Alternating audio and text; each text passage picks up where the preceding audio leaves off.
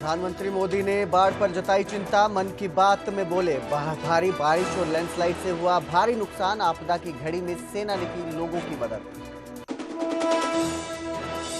मुख्यमंत्री नायब सिंह सैनी ने यूएई दौरा किया रद्द। प्रदेश में खराब मौसम और हालात को देखते हुए लिया फैसला। सभी जिला उपायुक्तों को दिए बारिश संबंधी दिशा निर्देश।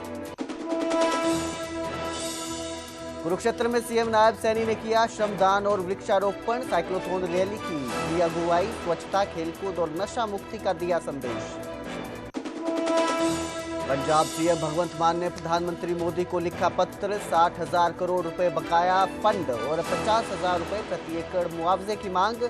कहा, अब तक की सबसे गंभीर बाढ़ चुनौती का सामना कर रहा पंजाब।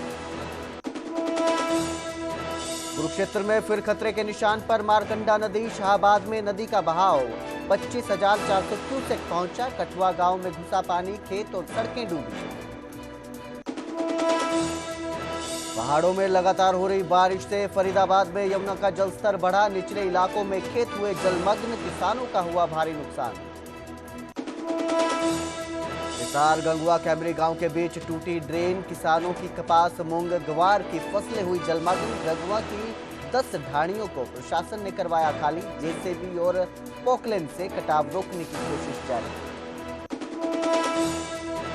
सोनीपत में भारी बारिश से जलभराव। सड़कों पर 4-4 फीट तक जमा पानी। वाहन चालकों के लिए आफत बनी मूसलाधार बरसात।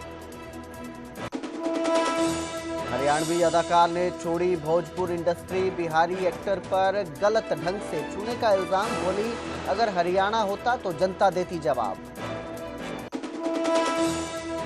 प्रायोजक पतंजलि गाय का घी, माँ का भरोसा, प्यार से परोसा।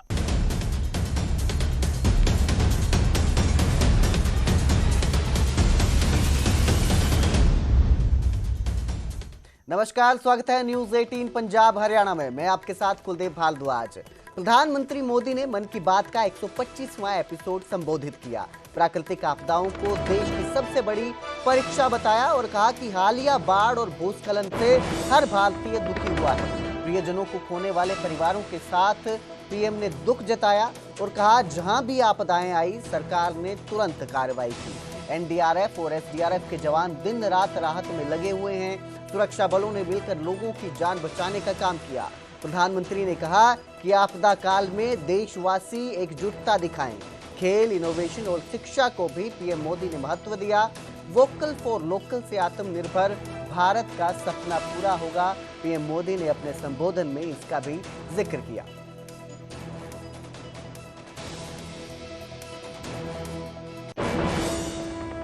तो उधर अंबाला में कैबिनेट मंत्री अनिल विज ने मन की बात कार्यक्रम को सुना। प्रधानमंत्री मोदी ने देश की प्रगति और उपलब्धियां बताई। पीएम की पहल से देश में बेहतर काम करने की प्रेरणा मिली है। अनिल विज ने कार्यक्रम सुनने के बाद ये कहा है और कहा कि कश्मीर में अब खेलों की तालियों से मैदान गूंज रहे हैं। धारा 370 हटाने से कश्मीर भारत के अभिन्न अंग के रूप में जुड़ चुका है। खेल प्रतियोगिताओं से खिलाड़ियों का मनोबल बढ़ रहा है। तो अनिल विज ने कार्यक्रम सुनने के बाद ये बात कही। ये नरेंद्र मोदी जी विश्व के ऐसे पहले किसी देश के प्रधानमंत्री हैं जो लगातार लोगों के सुख दुख के साथी बने रहे। हर महीने वो देश की उपलब्धियों और किस किस क्षेत्र में देश ने प्रगति की है उससे देश का साक्षात्कार करवाते हैं। तो वहीं मुख्यमंत्री नायब सिंह सैनी ने यूएई दौरा रद्द कर दिया है। प्रदेश में खराब मौसम और हालात को देखते हुए उन्होंने यह फैसला लिया। सीमावर्ती इलाकों में जल जमाव पर मुख्यमंत्री नजर बनाए हुए हैं। ऊपरी इलाकों में भारी बारिश के कारण स्थिति गंभीर हो चुकी है। सभी जिला उपायुक्तों को बारिश संबंधी दिशा निर्देश जारी किए गए हैं। मुख्यमंत्री लगातार मौसम अपडेट ले रहे हैं और राहत उपायों पर ध्यान दे रहे हैं। सीएम ने कहा कि जनता की सुरक्षा और प्रभावित इलाकों में मदद पहुंचाना ही उनका काम है, पहल प्राथमिकता है। और उसके चलते जिस तरह के हालात बने हुए हैं, खराब मौसम को देखते हुए उन्होंने अपना यूएई का दौरा जो है वो रद्द कर दिया है। सीएम नायब सिंह सैनी जो है वो यूएई दौरे पर जाने वाले थे, लेकिन अब जिस तरह की स्थिति बन रही है, जिस तरह से नदियों का जलस्तर बढ़ रहा है और लगातार हो रही बारिश की वजह से जिस तरह की स्थिति पैदा हो रही है, उसे देखते हुए सीएम ने निर्णय लिया और यूएई दौरा रद्द कर दिया गया।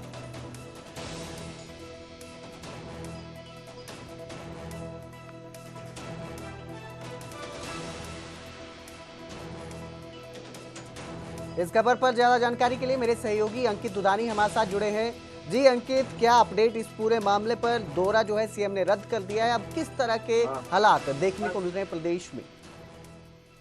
बिल्कुल, प्रदेश में जिस तरह के हालात हुए हैं उसी को देखते हुए मुख्यमंत्री जो नायब सिंह सैनी कल दुबई के दौरे पर जाने वाले थे, यूएई का दौरा उनको जो करना था और वहां इंडस्ट्री के लिहाज से वो वहां दौरा करने वाले थे, तो उस दौरे को रद्द कर दिया गया है। अभी खराब जो मौसम है उसका पूर्वानुमान जो है और जो स्थितियां पैदा हुई है प्रदेश के अंदर, सीमावर्ती जो इलाकों में जल भराव की स्थिति पर लगातार मुख्यमंत्री नजर बनाए हुए हैं।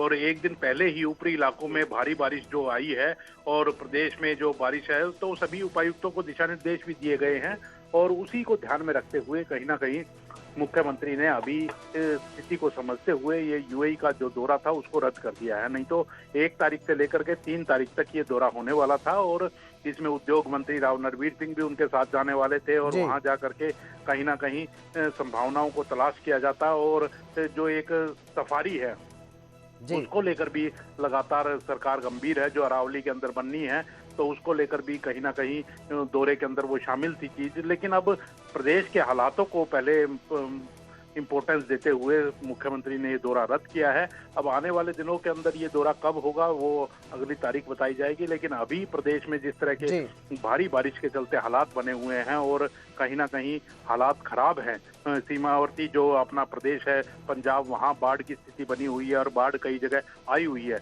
और हरियाणा में भी ऐसी कोई स्थिति उत्पन्न ना हो, उसी को ध्यान में रखते हुए ये दौरा रद्द किया गया। जी बिल्कुल, बहुत बहुत शुक्रिया इस तमाम जानकारी के लिए अंकित। तो अब अगला दौरा कब सीएम प्लान करेंगे अपना, इसकी अभी कोई जानकारी सामने नहीं आई है।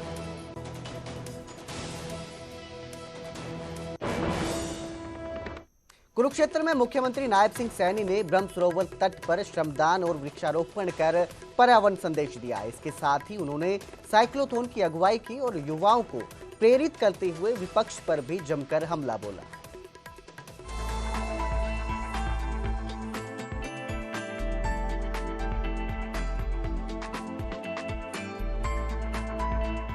कुरुक्षेत्र की पवित्र धरती पर मुख्यमंत्री नायब सिंह सैनी ने हाथों में झाड़ू और कुदाल लेकर श्रमदान का संदेश दिया। ब्रह्म सरोवर तट पर पौधारोपण कर उन्होंने पर्यावरण संरक्षण का महत्व बताया। सीएम सैनी ने साइक्लोथॉन की अगुवाई करते हुए युवाओं को खेलों में भाग लेने और नशा मुक्त जीवन अपनाने के लिए प्रेरित किया। हमने खेलों को बढ़ाने के लिए विभिन्न प्रकार के युवाओं को हम योजनाबद्ध तरीके से उनको लाभ पहुंचा करके उनको सशक्त और मजबूत करने का काम हम कर रहे हैं। सीएम सैनी ने विपक्ष पर भी निशाना साधा। उन्होंने कहा कि प्रधानमंत्री मोदी ने देश का सम्मान बढ़ाया, लेकिन कांग्रेस इसे स्वीकार नहीं कर पा रही। सीएम ने राहुल गांधी के हालिया दिए बयान की भी निंदा की।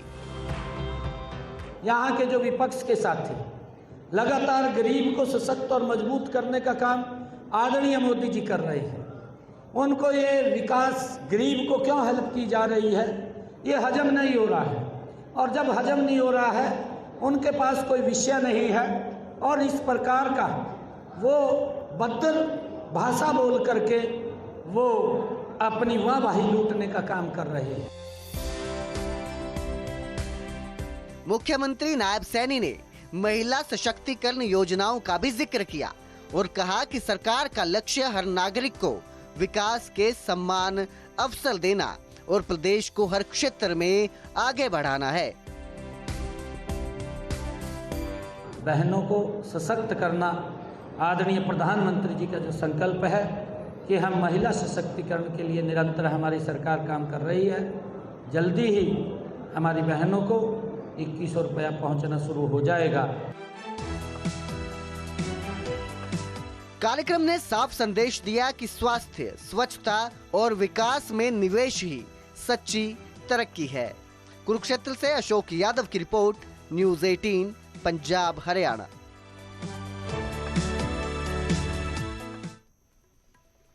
और अब जिक्र करेंगे कुदरत के कहर का। सोनीपत में बारिश के बाद सड़कें तालाब बन गई हैं। 3 से 4 फीट पानी में शहर डूब चुका है। कुदरत के सामने आम इंसान बेबस हो चुका है। बारिश से शहर में आम जन की मुश्किलें बढ़ गई हैं। दोपहिया वाहन घसीटते लोग नजर आ रहे हैं। हर तरफ पानी ही पानी है। सड़कें जलमग्न हो चुकी हैं। ऐसे में दोपहिया वाहन जिनके खराब हो गए वो उन्हें घसीटने को मजबूर नजर आए। इसके साथ ही वाहन चालकों को भी भारी परेशानी का सामना करना पड़ा। जलमग्न इलाकों से जिंदगी अस्त व्यस्त हुई नजर आई। बहुत ज़्यादा पानी हो रहा है भाई, सब लोग परेशान हैं। पैदल वाले भी, बाइक सवार भी, ई रिक्शा तो कोई दिखाई नहीं देती, सारे के सारे बंद हो रहा है सारा सिस्टम। एम्बुलेंस 3-4 फुट पानी दिखा है भाई, पता जान लग रहा है, अभी तो रुकने के कोई आसार नहीं नजर आ रहे। तो उधर सोनीपत के कपड़ा मार्केट और फेज बाजार को जोड़ने वाली सड़क जो है वो प्रभावित हो गई। उसमें गड्ढा बन गया, सड़क टूट चुकी है। करीब 1 साल पहले ही करोड़ों के बजट से इस सड़क का निर्माण हुआ था, लेकिन अब इसमें बड़ी दरारें होने से दुकानों और मकानों को भी खतरा बन गया है। स्थानीय निवासी चिंता व्यक्त करते हुए सवाल उठा रहे हैं। सरकार और नगर निगम को करोड़ों रुपए का नुकसान हो रहा है। उधर ठेकेदार के बचाव में पार्षद ने पेमेंट रोकने का दावा किया। सड़क की सुरक्षा और मरम्मत के लिए कदम उठाने की जरूरत है। गड्ढे पड़ रहे हैं, सड़क में दरारें पड़ रही हैं, जिससे लोगों में जो है डर पैदा हो रहा है और सवाल भी उठा रहे हैं। अभी लगभग 1 साल से पहले ये गली बनी थी, चढ़ाई है बनों स्कूल के सामने और अशोक रुत्थे की डेयरी के ऊपर की चढ़ाई है। नीचे इसके सीवर लाइन थी जो कि पुराने टाइम की, जिसके ऊपर गली बनाई। गली इस तरह से बनाई कि नीचे वाली सीवरेज लाइन थी वो पूरी लीकेज थी, और लीकेज से और बारिश के तेज बहाव से ये पूरी सीवरेज का नीचे से अंदर पानी निकल के साइड की दीवार, अशोक रुत्थे की दीवार आपने देखी भी है, नीचे से पूरी नीचे से निकल चुकी है। ऊपर से देखते हैं तो कुछ दिखाई नहीं देता, लेकिन अंदर से पूरी खोखली है। ऊपर एक स्लैब रखी हुई है जैसे कि भी कोई फट्टा हमने लगा रखा है।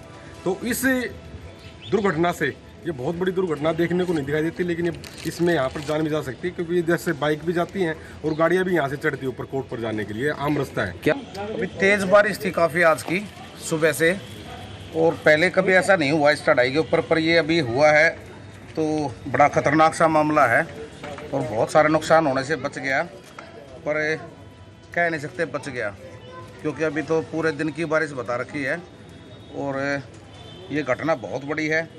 इससे मकानों को भी बहुत खतरा है, इनको भी बहुत खतरा है। तो मैं कमिश्नर साहब से और मेयर साहब से दरख्वास्त करूंगा कि तुरंत प्रभाव से मैं भी उनके संज्ञान में इस मामले को ला दूंगा। वहीं फरीदाबाद में बरसात के बाद यमुना का जलस्तर बढ़ चुका है। निचले इलाकों में यमुना का पानी खेतों में घुस गया है। आसपास के गांव पर बाढ़ का खतरा मंडरा रहा है। लोगों को डर सताने लगा है। हर तरफ पानी ही पानी नजर आ रहा है। जहां तक भी नजर आती है पूरा इलाका जलमग्न नजर आता है। फसल इस पानी में डूब चुकी है। फसल डूबने के साथ ही जो यमुना के आसपास लगते गांव हैं वहां पर भी पानी घुसना शुरू हो चुका है, जिससे लोगों में डर बना हुआ है।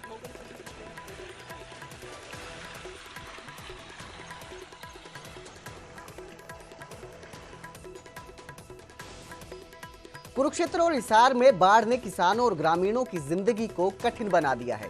मारकंडा नदी और घग्गर ड्रेन उफान पर है। खेत और सड़कें डूब गई हैं। घर खाली करने को लोग मजबूर हैं। सुरक्षित स्थानों की ओर जा रहे हैं। वहीं प्रशासन और स्थानीय लोग राहत और बचाव कार्य में जुटे हुए हैं।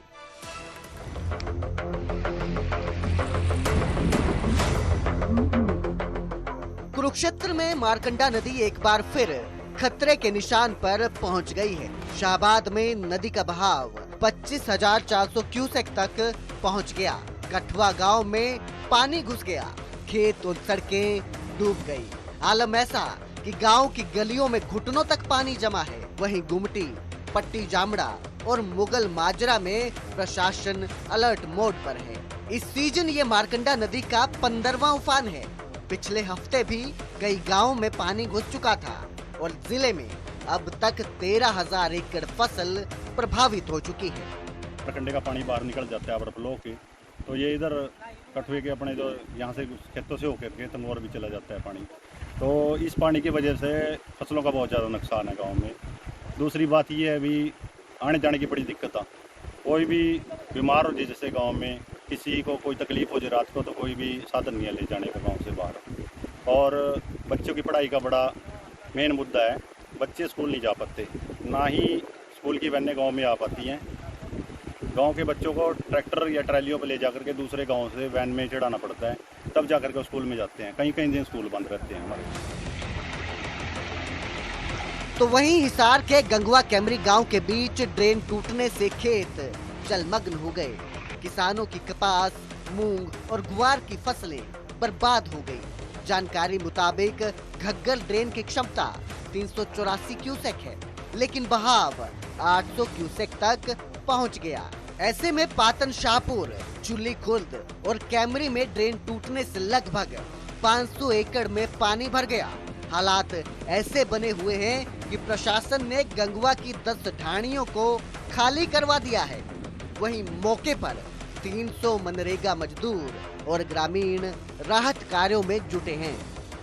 लगभग 500 एकड़ की फसल खराब हो गई है और काफ़ी ढाणियों में पानी घुस चुका है 3-3 फुट तक, जिसके कारण सभी जो ग्रामवासी है, किसान है, उनको अपनी ढाणियाँ खाली करनी पड़ी है। और जो अपने उनके पशु थे उनको गांव में शिफ्ट करवाया है। भारी नुकसान हुआ है ड्रेन टूटने के कारण। हमारी तो सरकार से एक ही मांग है कि जो नुकसान हुआ है किसानों को उसका उचित मुआवजा दिया जाए। कुरुक्षेत्र और हिसार में बाढ़ की स्थिति। पहले सोचा बकरी या बकरी का बच्चा होगा, जिसके बाद उन्होंने इसकी शिकायत की। दोनों खेत में पहुंचे तो शव पड़ा मिला। कुत्ते शव को खा नहीं रहे थे, पास बैठे थे, ऐसा सत्यपाल का कहना है। जिसके बाद उन्होंने खेत के मालिक और सरपंच को इस पूरी घटना की जानकारी दी, लेकिन डर के कारण उन्होंने शव को पास जाकर नहीं देखा। तो ये वो दो लोग हैं जिन्होंने सबसे पहले भिवानी की लेडी टीचर मनीषा के शव को खेत में देखा था, जिसके बाद उन्होंने बताया कि उन्होंने इसकी जानकारी खेत के मालिक और सरपंच को दी, लेकिन वो शव को पास जाकर नहीं देखे। घटना जी 13 तारीख की है। सुबह मैं घूमने के लिए खेत में गया था, तो तब मैं खेत में गया तो मैं आधा किलोमीटर, मतलब कुत्ते थे वहाँ, कुत्तों से डरकर मैं आधा किलोमीटर उल्टा हटके ने बाज लिया। जोड़ी के पास एक पुल है, वहाँ आकर मैं एक भाई को फ़ोन किया। वो भाई ने बुलायो। उस भाई ने मैं ये कही, भाई ये बकरी बच्चे यहाँ ना भगाए कर तू। और पास वो भाई ने बोला, भाई ऐसा तो कोई वो नहीं। पास वो आने बाद में हमें वहाँ डेड बॉडी के पास गए। उस दौरान क्या देखा आपने? वहाँ गए जब जी, कुत्ते उसके आसपास हंड रहे थे, भाई मतलब घूम रहे थे, और वो वहीं पड़ी थी। मैंने मेरे मालिक के पास फ़ोन किया, मेरे मालिक ने सरपंच के पास फ़ोन किया, संजीत कुमार के पास। फिर वो आए, जब तक मैं वहीं था। बहादुरगढ़ की एचएल सिटी में खेलों का रोमांच चरम पर है। चैंपियंस एक्टिविटी एकेडमी में हरियाणा स्टेट वाटर पोलो प्रतियोगिता का आगाज हुआ। मेजर ध्यानचंद जयंती पर आयोजित इस टूर्नामेंट में पुरुषों की 8 और महिलाओं की 5 टीमें दमखम दिखा रही हैं। पहला मुकाबला सिरसा और जींद के बीच खेला गया, जहां कड़ा संघर्ष देखने को मिला। दोनों टीमों ने बराबरी पर मैच खत्म किया, लेकिन पेनल्टी शूटआउट में सिरसा ने जीत दर्ज कर ली। आयोजन की देखरेख हरियाणा ओलंपिक संघ के उपाध्यक्ष अनिल खत्री कर रहे हैं। प्रतियोगिता का समापन अध्यक्ष मीनू बेनीवाल की मौजूदगी में होगा।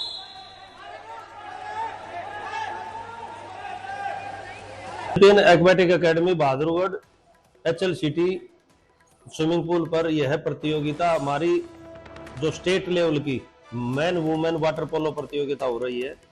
इसमें 8 टीम तो मैन की भाग ले रही हैं, और जिसमें कि 5 टीम वुमेन की भाग ले रही हैं और यहाँ अलग अलग डिस्ट्रिक्ट से टीमें आई हुई है। इसका समापन हमारे ओलंपिक के अध्यक्ष मेरे बड़े भाई मीनू बेनीवाल जी कल इसका समापन करेंगे। प्रयागराज से शुरू हुई मेजर ध्यानचंद स्मृति साइकिल रैली शनिवार को फरीदाबाद पहुंची, जहां स्थानीय लोगों ने साइकिलिस्ट का फूल मालाओं से स्वागत किया। प्रजापिता ब्रह्म कुमारी ईश्वरीय विश्वविद्यालय और physical education foundation of India द्वारा आयोजित ये रैली 24 अगस्त को प्रयागराज से निकली थी और मेजर ध्यानचंद के पैतृक स्थान झांसी से होती हुई आगे बढ़ रही है। रैली का नेतृत्व रिटायर्ड ब्रिगेडियर विक्रम सिंह कर रहे हैं। उनके साथ देश के जाने माने साइकिलिस्ट भी शामिल हैं। इस रैली का उद्देश्य स्वस्थ जीवन शैली अपनाने, नशे से दूर रहने और प्रकृति संग संतुलित जीवन जीने का संदेश देना है। हमने ये यात्रा मेजर ध्यानचंद जी के सम्मान में की है, जिनके नाम पे राष्ट्रीय खेल महोत्सव 2025 देश मना रहा है। उसी कड़ी में ये साइकिलिंग एक्सपीडिशन है। इसको हमने प्रयागराज उनके जन्म स्थान से शुरू किया, फिर हम उसके पैतृक स्थान झांसी गए, वहाँ उनकी समाधि पे गए, उनके घर गए, उनके सारे मेडल हमने उठा के देखे हैं, फील किए हैं। 1928, 32 और 36 ये जो ओलंपिक गेम्स थे, उन्होंने भारत को हॉकी में गोल्ड मेडल दिलाया, जो रिकॉर्ड है। और उनके जो व्यक्तित्व था, एक अच्छी निष्ठा, अनुशासन और एक जुनून के साथ वो खेलते थे। उसी मैसेज को आज के यूथ को पहुंचाना है, ये हमारा मकसद था इस यात्रा का। यमुनानगर के कालेसर राष्ट्रीय पार्क से निकलकर एक 15 फीट लंबा काले रंग का अजगर आबादी वाले इलाके में पहुंच गया। पहाड़ियों से सटे खिजरी गांव में जैसे ही ग्रामीणों ने खेतों के बीच चलते अजगर को देखा तो दहशत फैल गई। हालांकि अजगर खेतों से जंगल की ओर लौटने का प्रयास कर रहा था, लेकिन उसकी चाल धीमी थी। किसी ने इसकी सूचना वाइल्ड लाइफ विभाग को नहीं दी, मगर ग्रामीणों ने वीडियो बनाकर इसे सोशल मीडिया पर अपलोड कर दिया। बरसाती सीजन में अक्सर जंगली जानवर पहाड़ों से उतरकर मैदानी इलाकों में दिखाई देते हैं। इससे पहले यहां तेंदुआ और हरा अजगर भी नजर आ चुका है। तो उधर सोहाना में गौ रक्षकों ने नाकाम की गौ तस्करी की जो एक कोशिश की जा रही थी, उसे नाकाम कर दिया गया। गुप्त सूचना पर गौ रक्षक दल ने कंटेनर का पीछा किया। कंटेनर में 7 गौवंश अमानवीय तरीके से ठूंसे मिले। तस्करों ने खेतों की ओर कंटेनर को मोड़ दिया, जिससे तनाव बढ़ गया। गोरक्षकों ने कंटेनर के टायर पंचर कर उसे रोका। बाजरे के खेत में तस्कर भागने से और हड़कंप मच गया, जिसके बाद 3 गौ तस्करों को पकड़ लिया गया और पुलिस के हवाले किया गया। आपको बता दें, कुख्यात तस्कर शौकीन सुंडा भी पुलिस के हत्थे चढ़ चुका है। 38 आपराधिक मामलों में वांछित है शौकीन सुंडा जो है।